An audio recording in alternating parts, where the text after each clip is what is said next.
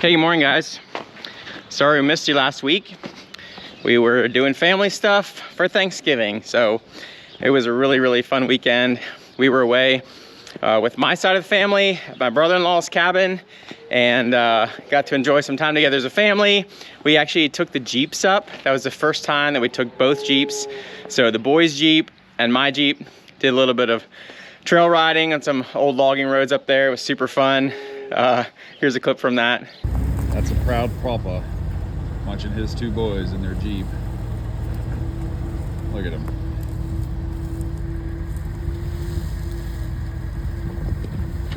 Told you. But we're back now, so we're gonna get started here today.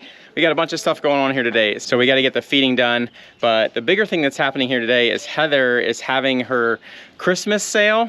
She doesn't always do this, but a few times over the last couple years, she's had a Christmas sale of all the stuff some stuff that she makes, some stuff that she just like curates, and then a lot of other people bring their stuff too. So maybe I'll take a minute and show you in there real quick, see what's going on there. But first thing, we got to get the skid loader back together.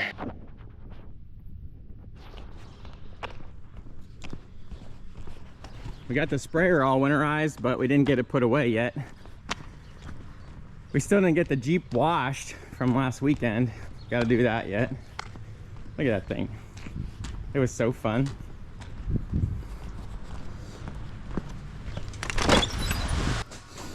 So yesterday morning we did a full service on this thing, and including tightening up the fan belt, which was loose and squealing for the past little while, but apparently the old belt couldn't take a little bit of extra tension. And yesterday Mike said, oh, the skid loader seems like it's overheating. So pulled her off. This belt was laying down in the bottom, and fortunately I have a spare. So we're gonna throw this belt on quick and then we can get to feeding. These skid loaders aren't always so friendly for working on. Everything's all packed in here, and it's hard to get to where you need to go. But when we were at the Ag Progress Days, I saw that the new Gale skid loaders, the radiator is actually on the top. So when you open it up like this, the radiator gets out of your way. Seems like an awesome idea. But it's gonna be a little while till we have one of those. So we gotta make do for now. This process isn't too bad. You can kind of get access by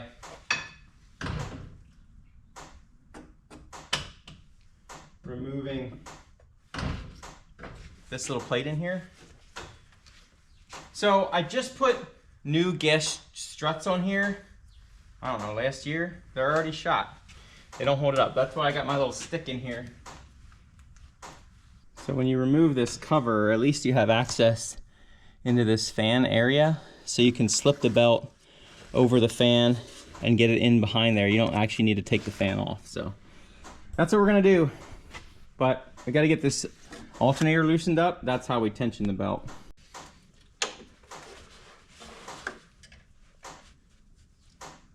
The bummer is I was just in here to do all this when we tensioned the belt. If I would have known the belt wasn't gonna take it, that would have saved me a step here.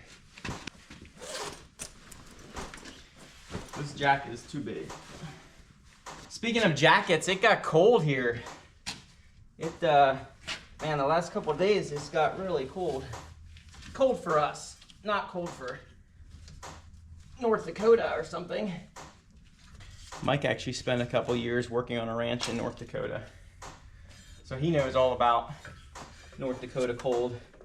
All right, belt is in there, and just use this pry bar to give a little bit of tension on the alternator. Okay. Throw this cover on quick, and we're all set. So the other thing, along with getting cold, is that it's getting dark. I had to bust out my trusty headlamp. I actually had to get a new one because the old one was really worn out. The LED strip was not really lighting up so much anymore. Early mornings in the winter need a little bit of assistance on the light side.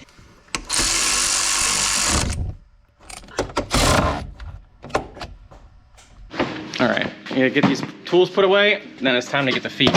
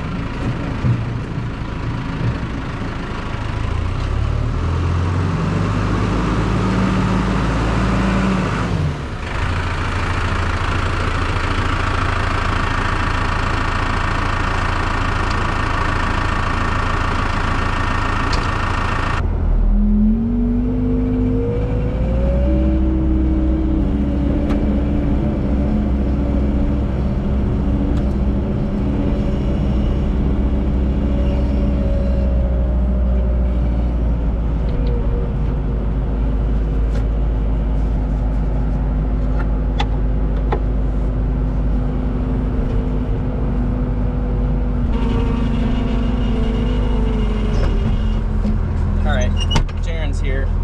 Let's take this off. It's all yours.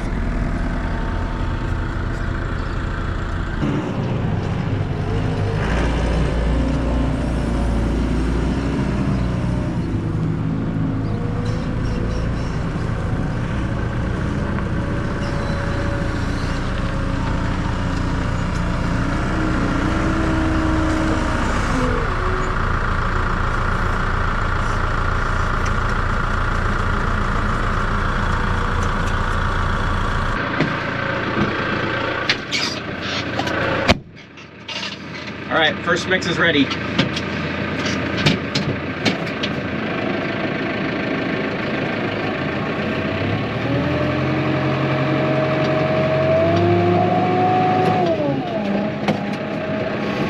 So speaking of Thanksgiving, this is the season for huge sales, right? Black Friday. That just had me thinking about how is it possible that you can still make a profit when you have such huge discounts? And I think the only answer is that there's just a huge margin that allows for that kind of thing. And that idea is kind of a foreign concept when it comes to the farm. So anyway, I just wanted to give you a little perspective from the farm side, because I think it's important that we understand the issues that are surrounding farming today, because we have an issue in that we are losing farmers at a pretty incredible rate, and you know what they say, no farms, no food. That's a problem.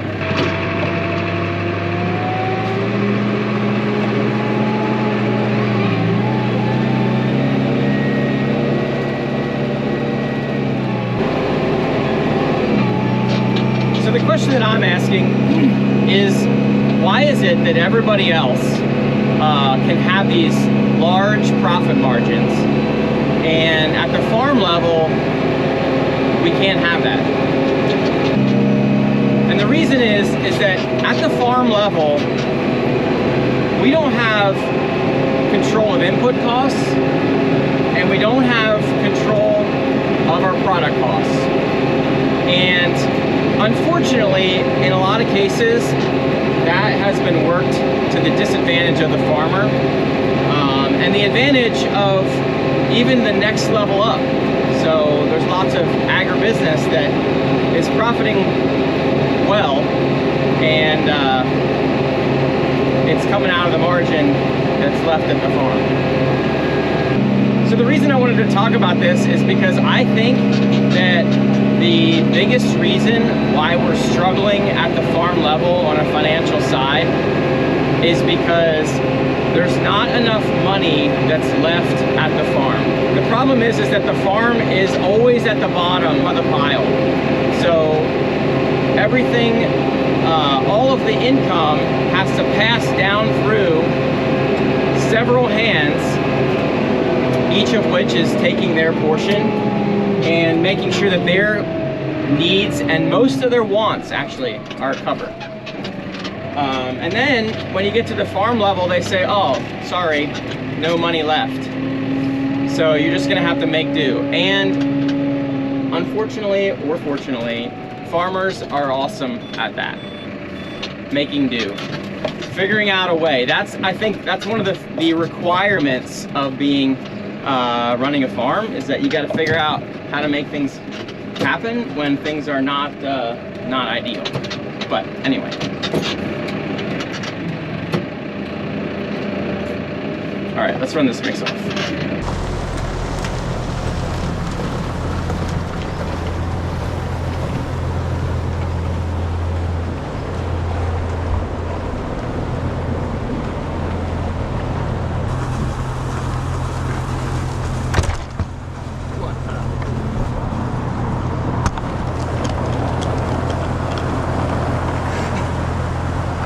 Be watching that thing.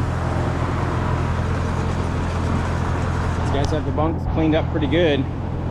We keep ramping it up. Yep, you're all waiting, right? Ready.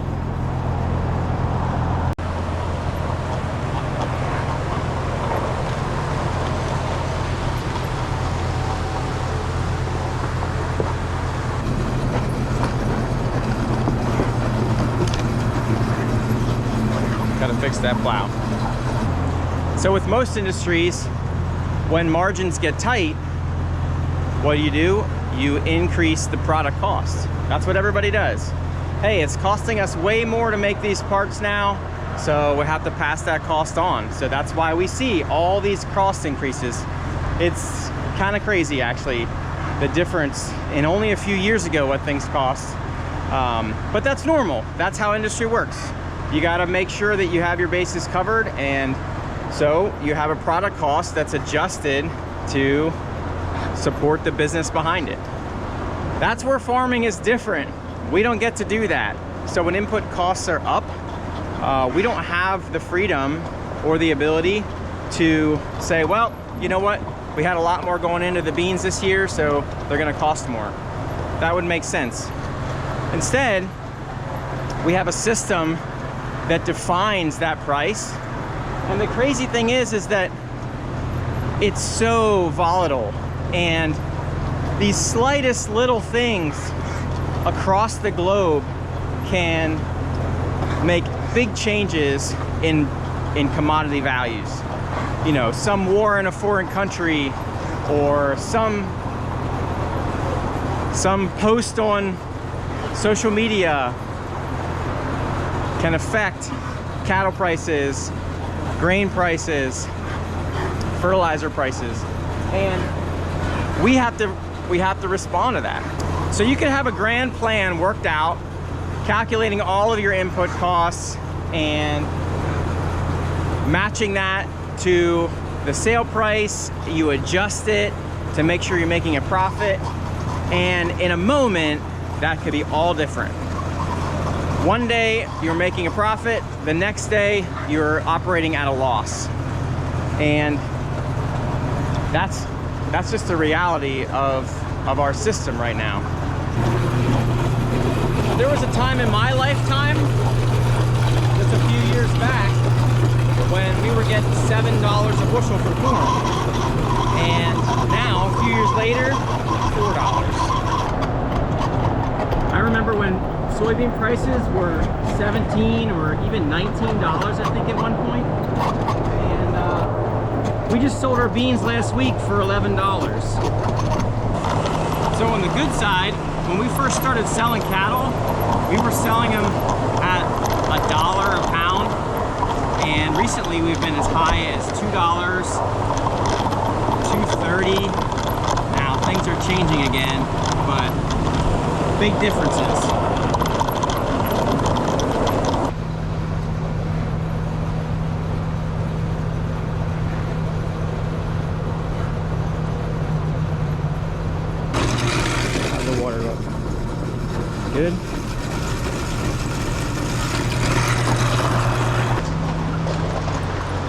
That's it. Let's go shut her down.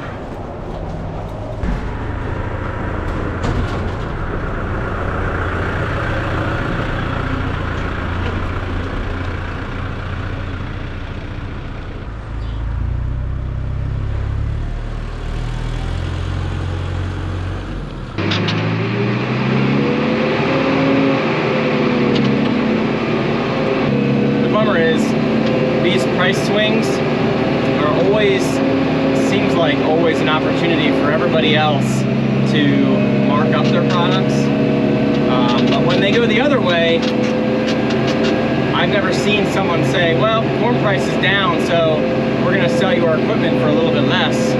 Or corn price is down, so we're gonna sell you the seed corn, the corn itself, for any less. It just doesn't work that way. So, you know, the explanation to this kind of system is supply and demand. When the supply is up, the price goes down because the demand goes down. When the demand is high and the supply is low, the price goes up. People want it. However, I'm not so sure that it's quite that simple. There's a lot of very big players that have a very big influence in those markets and have an opportunity to kind of push things the way that they want, but definitely don't have that kind of power at the farm level.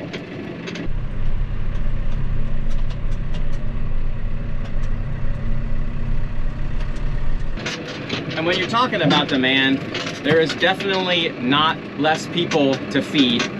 Remember, what we're talking about here is ultimately food.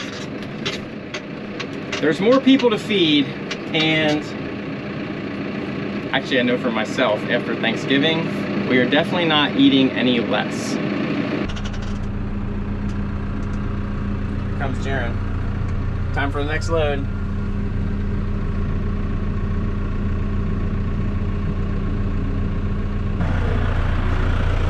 Get the mineral wow for this next one.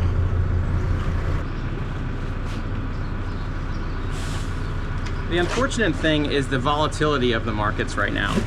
It is crazy what a small comment or small issue can do.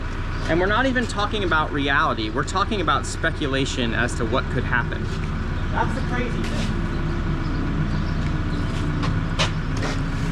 Somebody says, well, what if we don't have that supply? Oh no, what are we gonna do? Price goes up.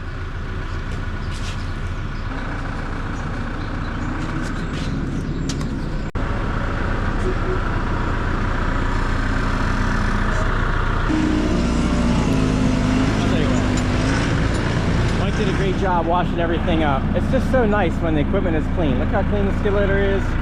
Tractor's all cleaned up. There's calf feeders. Here comes Dad. I think he's gonna run the skid loader somewhere. I'm laughing because I've done this myself too, but not even time to close the door. That's a waste of time. Latch it, unlatch it, just let it hang open. So, in other exciting news, our good old 6.5 is probably gonna be retired. So this week, I actually was watching some online auctions. I like to watch Iron Planet to see what kind of deals they have. I found another truck. It's kind of like this one, 3500, four-wheel drive, flatbed cab and chassis, and we got it. So the current plan is we want to reuse this bed. The bed that's on the truck we got is shot. It's all rusted out. So we're gonna put this bed on the new truck, but we gotta get it here first. So that's next week's project because we have to run a little ways away and pick that thing up. I was pretty excited about this purchase. It's a 2006 3500 four-wheel drive, like I said. And so not a new truck, but the price was right. And a pretty major upgrade over the old 6.5. It's about 10 years newer. It's about 100,000 miles less on the truck. It even has a driver's seat that's not all ripped up.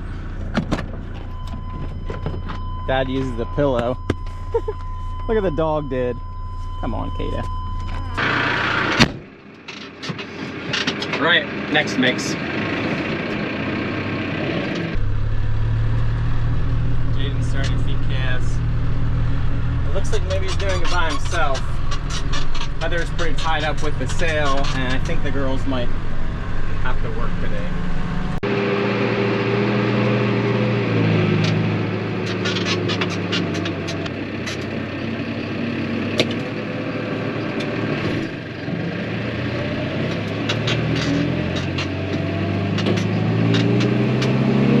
So my cousin and I have this discussion sometimes because he's our seed guy, and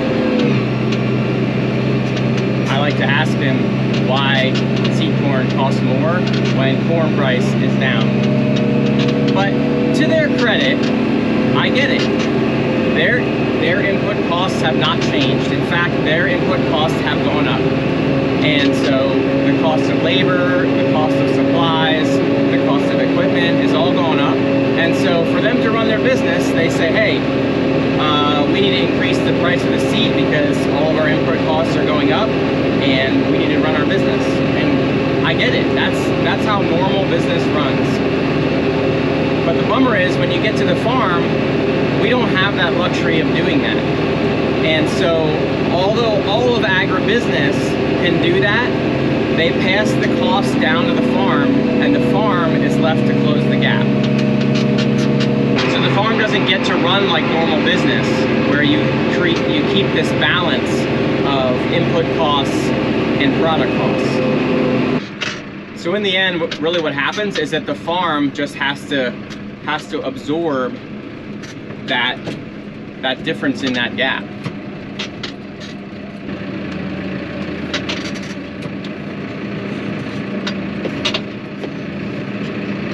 So if you guys are paying close attention here, you might say, I think he's pulling up to the same spot twice. Well, last time I actually wasn't thinking about where I was going because I was talking to you, and I pulled up to this spot to offload the mix, but this is not where that last mix goes. The last mix goes to the other spot. So this mix goes to this spot. So let's get it offloaded now.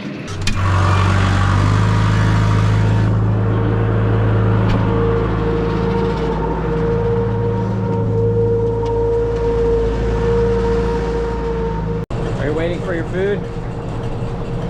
Huh? Yes, you are.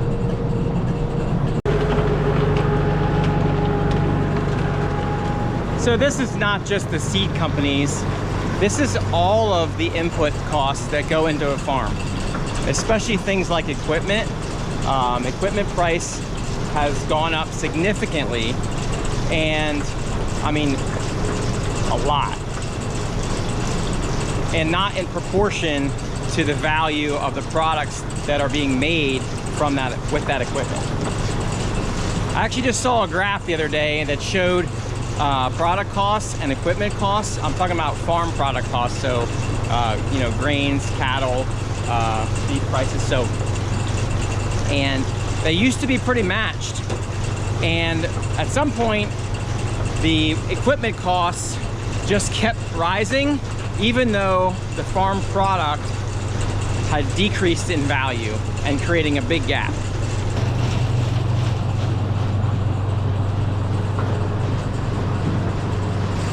So I know it's not only farms that have to operate in a world where their product costs are market driven. I know that's not just farms. So if you are a company that has a fixed product costs, where is it that you get your margin? You get your margin by being efficient on the buying side and efficient on the labor side and all of the input costs to increase the margin or keep it where you need to go. That's the only other thing. However, in the farm scenario, that becomes hard to do.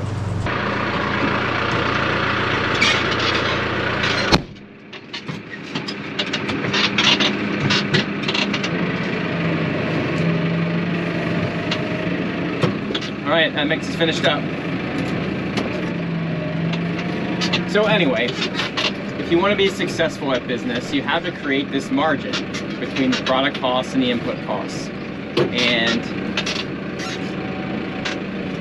sometimes you can do that on product costs, but a lot of people do that on input costs. And that's why companies make decisions to lower their input costs so they can make a margin that's sustainable. However, the problem is that generally people don't know what input costs are. And so if you knew actually what the product itself actually costs, you would have a lot of question about paying a price that's demanded. For instance, if you're making a product here in the United States and it costs $3 to make, and you're selling it for $5 because that difference covers your margin that you need, that's fine. However, all of a sudden you find a supplier in China that can make that same part for $1 or 50 cents. Well, now you've grown your margin by a significant amount. The thing is, the people that are buying that product, they don't really know any different. So they're still paying their $5 and they don't really care. It was worth that to them, so they're good. And you're good.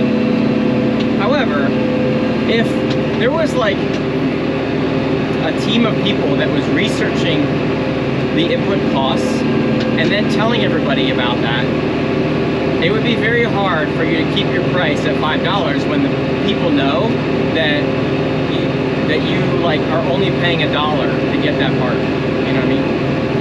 And that's a little bit what's happening in the farming world. So these big input suppliers spend a lot of time and resources, because they have them, investigating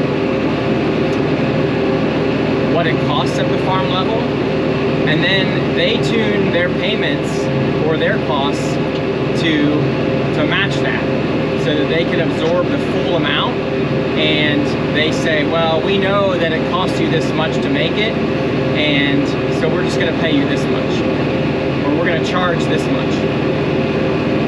Well, that doesn't leave any room for the farmer to say, well, no, I need a 30% margin, I need a 50% margin on this product to make it work. And so therefore, the increase in that delta between the product costs and the input costs is absorbed completely by these other components, not at the farm level. So sometimes it feels like the farm is held at this like starvation ration. It's just enough to keep you alive, but not enough for you to get ahead. And that seems like a bummer when all of agribusiness is built on the backs of farmers. Farmers should be the prized possession. They are the golden goose of the agriculture world.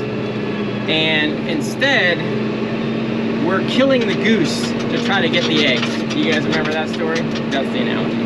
It doesn't make any sense. The farm should be a protected resource where we value it, we make sure that it is well cared for, and that there's enough resources there for farms to stay viable and farms to stay alive, to make it attractive for the next generation to come on. That's the big problem that we're dealing with here.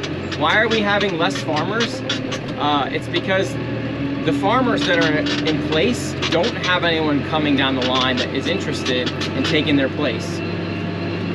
And when you're looking at a bullet point comparison at the career fair, benefits, salary, work hours, unfortunately the farm does not rank very high on that list. Next mix. Let's run into the house real quick. I need to grab a battery, and we can take a quick look at Heather's sale before people start to come. I think it actually starts pretty soon here. Yeah, we'll take a quick peek. Oh, better take off my boots.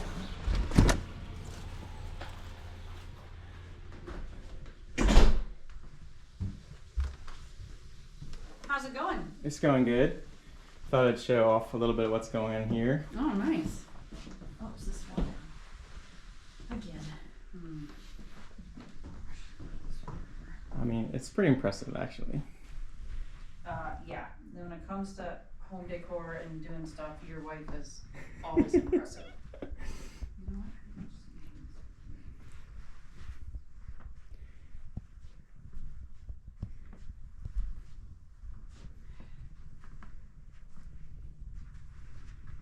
I said hi to my cow friends. Nice. Yeah. So when Heather does these sales, she usually chooses some sort of way to gift that money. And this year there's some friends of ours that have a niece, a little baby niece that's in the hospital, could really use some support. So this year the proceeds from the sale are going to help her, and hopefully that's a blessing to her. I'm gonna run up here and just take a closer look at these cattle while Jaren's making the next mix.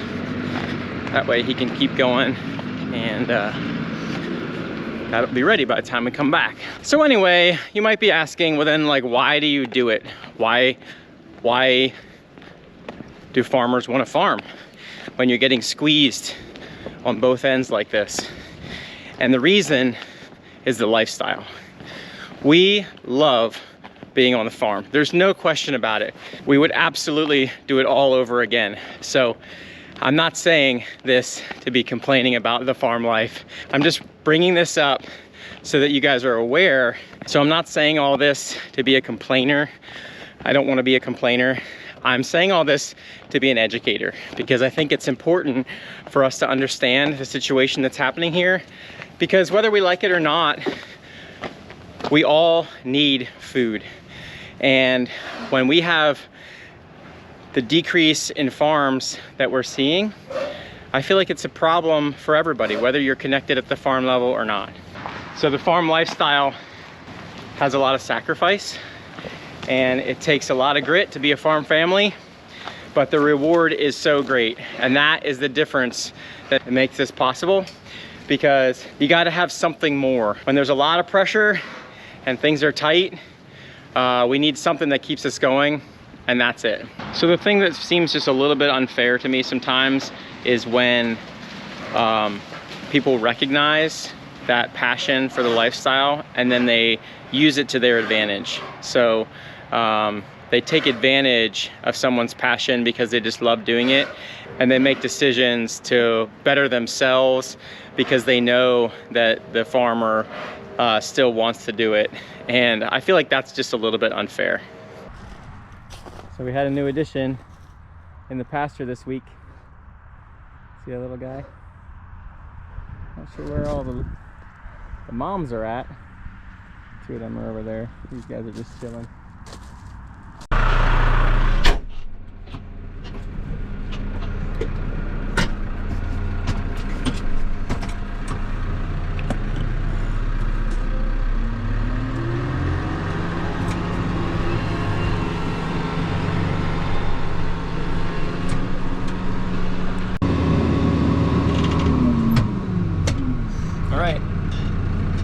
That mix. I'm gonna go out here and feed the grain real quick.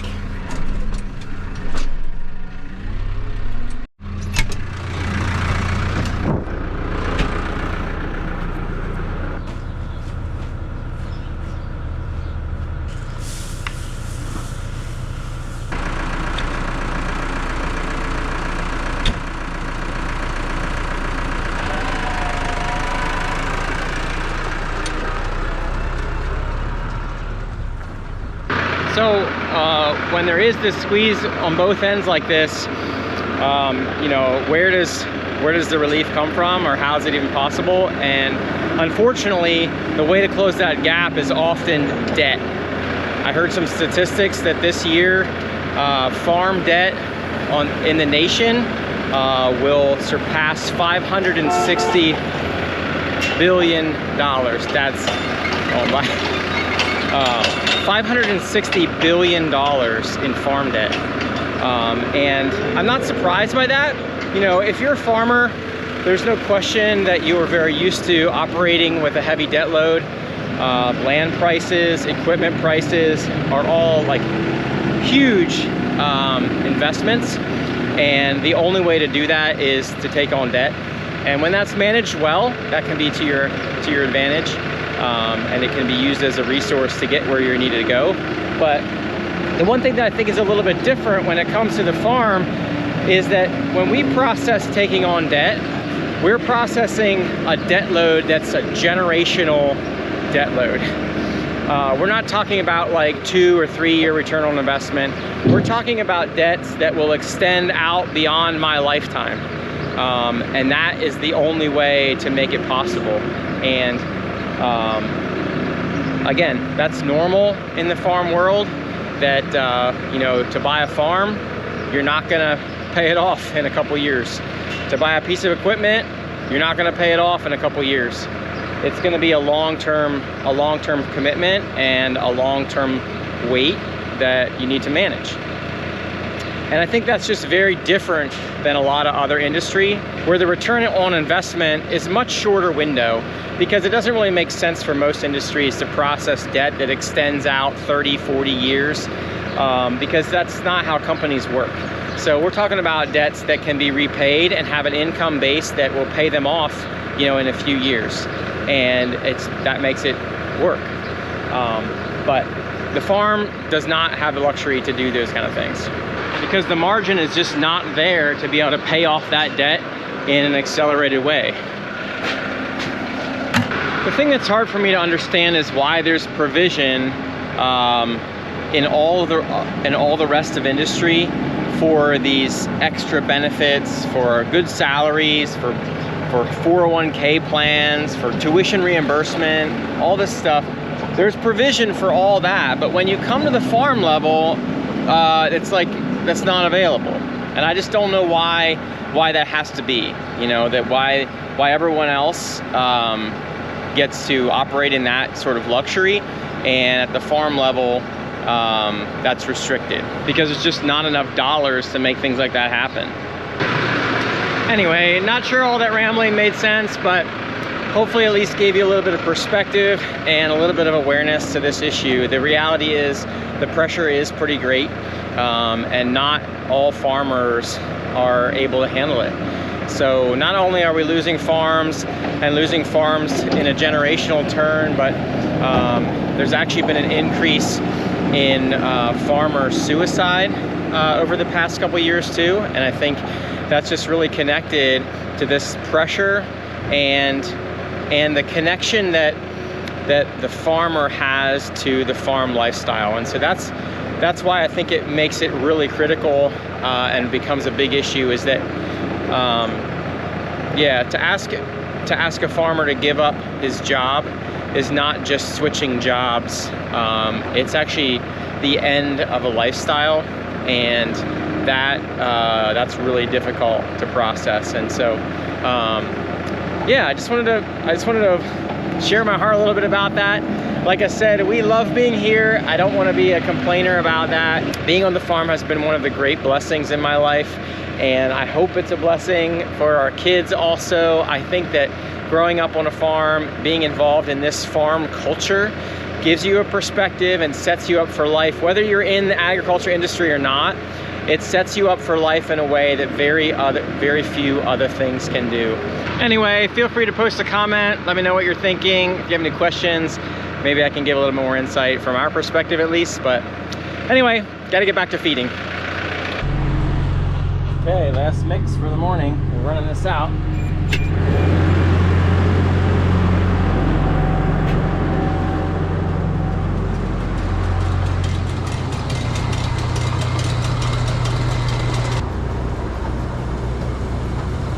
Out here making sure the plow doesn't do anything funny.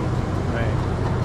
Lately it's been, almost as it's because there's a bunch of wet feed or something that gets under the belt, but the plow keeps getting caught when it goes on the way back, and it just flips the bar over and just knocks the plow off the way. All right, cattle are fed. Time to get to the hog barn. Make sure everything is going all right down there, and then lunchtime. we have been enjoying kind of the steady state of hog barn life for the past few weeks, but things are gonna be ramping up again because I just got a message at the end of the week here that next week we are starting load out. So that's a busy season for us, and kind of feels like it snuck up on us a little bit, but got to get pumped up and get ready for that, because like it or not, here it comes. All right, I think we're all set down here at the hog barn. I just had to run back down here and grab this camera because I must have left it down there. But anyway, yeah, I've been thinking a lot about all that we talked about here this morning, and I just wanted to say again what an incredible blessing it has been for us to be able to be on this farm. And with that blessing comes an incredible responsibility, and I think that part of that responsibility is this YouTube channel. Part of that responsibility is being a voice for things that need a voice and things that we care about. But I don't want to at any point let those things cloud the perspective of the blessing that we are in here right now. And so I just want to make sure that that's clear in our message here this morning. We have been incredibly blessed. So we want to take hold of that responsibility to steward that well in every possible way that we can, and trust for the Lord's provision in the midst of that. And in fact, that statement right there is the reason why we can hold it together. And when things get tight and there's a little bit of a squeeze, we have the promise that the Lord is working things out for our good. And there's just so much confidence in my heart when I think about that. Yeah, I want to make sure that message is also loud and clear to you guys. So thanks for the opportunity to share my heart a little bit. I hope it was helpful. I hope that you guys just got a little bit of a broader perspective about the things that we were talking about. And yeah, if you're a farmer and you're struggling right now with making ends meet, feel free to shoot me a comment. I'd love to give some more perspective on that, but there is an incredible peace in knowing that the Lord is working things out for the good of those that are following him. And so just want to throw that out there as an encouragement for you guys, that there is something more than making this farm work, and we can't let the squeeze, the responsibility, the struggles consume us. So I'll put that out there as a challenge. Thanks for letting me talk a little bit this morning, guys. See you guys next week.